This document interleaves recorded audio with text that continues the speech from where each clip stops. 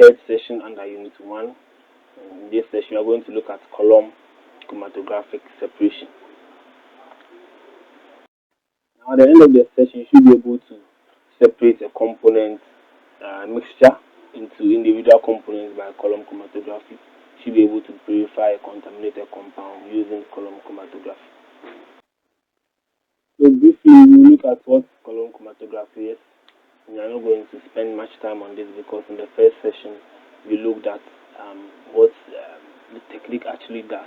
So the chromatography in all its variations is one of the most widely used and most potent of all the laboratory purification methods to chemists. Now, a mixture of two or more compounds is placed on a section of stationary material over which a fluid is slowly passed to lead in the separation based on the polarity of the component. So when the mixture or the complex or the extract is poured onto the stationary phase, which is the silica gel, with time, with the addition of the suitable solvents to do the elution, with time we can take fractions, right? So let's use the laser. So we can take fractions of the components. So at the time we realize that all these compounds are eluting at different times. So the components are attracted onto the stationary phase, and then based on their polarities, different batch comes at different times. Okay, so there are different forms of chromatography, of the column chromatography and then the gas chromatography. Now the column chromatography basically uses silica gel for as the stationary phase, whereas in gas chromatography an oily liquid coated with thinly mineral are used as the stationary phase. Now the mobile phase or the moving phase or the moving liquid is a gas in gas chromatography, whereas in column chromatography it's an acetone or any other organic solvent.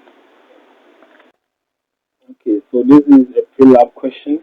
You should answer before you come to the lab or you perform your lab experiment. Now this pre-lab question is based on the mixture or the complex you are going to purify. The complex is composed of fluorine and fluorinon, right? So you are supposed to predict the order of elution and explain your answer in terms of each compound structure and polarity and its interaction with the alumina stationary phase. Now the hint I will give you is the fact that fluorine is a non-polar aromatic hydrocarbon, whereas fluorinon is a polar component. So you know that in chromatography, especially in column chromatography, because the stationary phase, um, which is the silica gel, ends up holding more of the polar compounds, allowing the non-polar compounds to elute faster than the polar compounds. So this gives you a fair idea. Then this also the second question you should also look at. You should be able to address these questions before you perform your lab experiment. Okay, so in the experiment, right, in the lab, you were given fluorine, and what you had to do was to synthesize fluorinon from the starting material, which is the fluorine, right, by the addition of the star catalyst. And so by adding your fluorine to the aluminium flask, right, so let's use the laser. So by adding your fluorine to the aluminium flask and then the addition of the star catalyst, you prepared a mixture. So in the same reaction vessel, you had the fluorine and then the fluorinon. So the purpose was to try and then separate it, right? Now you do your separation with the column chromatography, but you monitor the progress with the TLC using the 20% dichloromethane in Legroin, right? So after getting your complex, right, the starting material together with the product, you transferred it into a separatory panel, and then you add toluene, which is an organic solvent, to dissolve your organic product. So because your your your your product is an organic compound, to dissolve in the organic layer, right? To dissolve in the organic solvent, and then you extract that from your organic layer, right? So in the steps following the column chromatography after having your complex, this is what was done. First of all, you have to check that this small fitted disc is present in your column, because that serves as the sieve that prevents your silica gel from running through your tap, right? And then you add your silica gel to the column, which was the next step.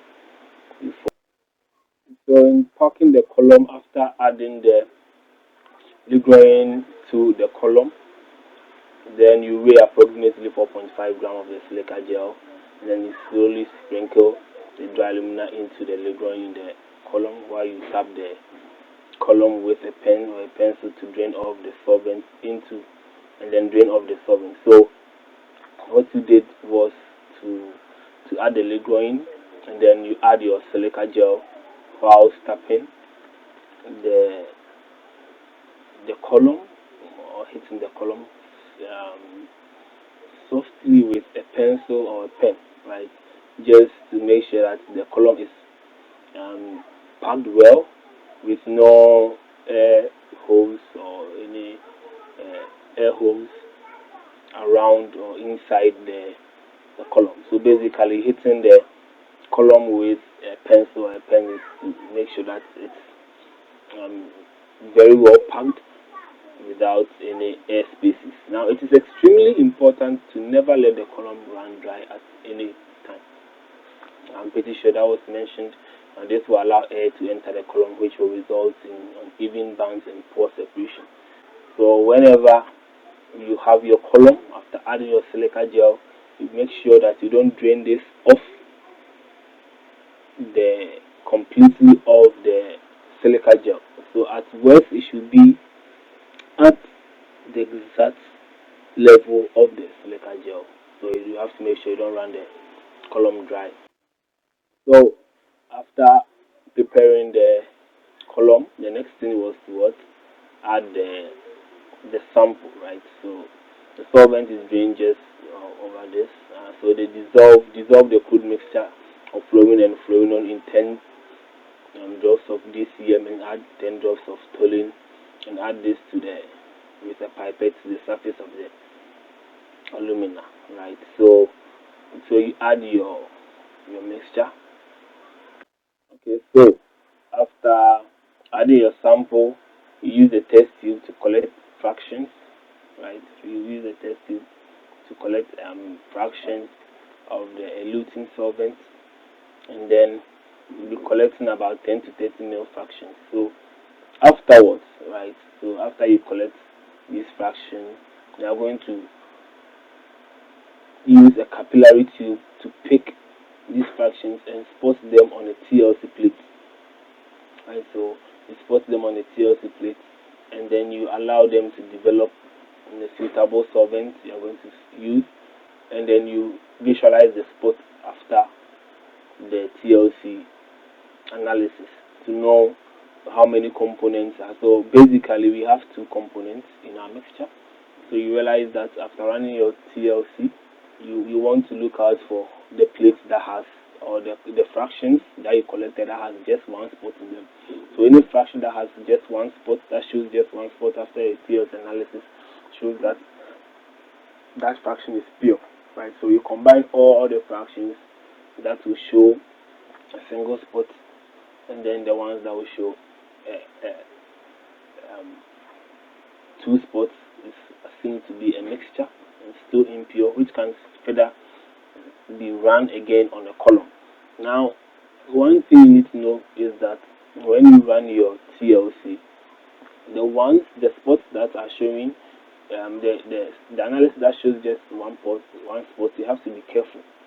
You have to know the retardation factor, the RF value, because if this one has an RF value of between 0 or maybe 0.3, then all the compounds that showed one spot with RF value of about 0.3, then you put them together. So the ones that showed the single spot as well, but an RF value which is different from 0.3, maybe 0.5, then you put them as well. together. That's basically what you have to do. So this is your TLC. An example of the TLC we ran. So this is showing one spot, right? So this is assuming that this is a pure compound. So we put the compounds, we calculate the RF value for this spot. So any other sample or test tube you run its TLC, and then you realize that they have the same spot, and then the RF value being the same, then you put them as well together, right? So basically, that is everything I've explained. So you run a TLC on fractions, you combine the light fractions and evaporate the solvent. So after combining those fractions, you evaporate the solvent. So this is a typical schematic for your Perusa. So you have one, realize that one and two almost the same color. So after running the TLC, you realize that they have the same spot. You put them together, and you move on to 3, 4, 5. You realize 3, 4, 5 also have the same color. You run TLC for all these three. They go ahead to show the same spot, just a single spot with the same RF retardation factor. Then you combine them. So 6, 7, 8 as well. We see 9 and 10. So yeah. So based on all the fractions you collect, you run TLC for all of them, right? So that is. So basically, this was what we had while running our column. So we realized that the fractions are not the same. At a point you have the yellow one coming, at a point you have a different color coming in. These are your post-lab questions you should answer after the end of the experiment and then after writing your report. So what would be the effect of collecting fractions of larger volume when carrying out this experiment? So why do you think it's not important? I mean, the hints could be the fact that you don't know which fraction coming is composed of two or one compound. So it's better to collect small fractions than to collect larger volumes, because you end up taking the whole complex together in one batch.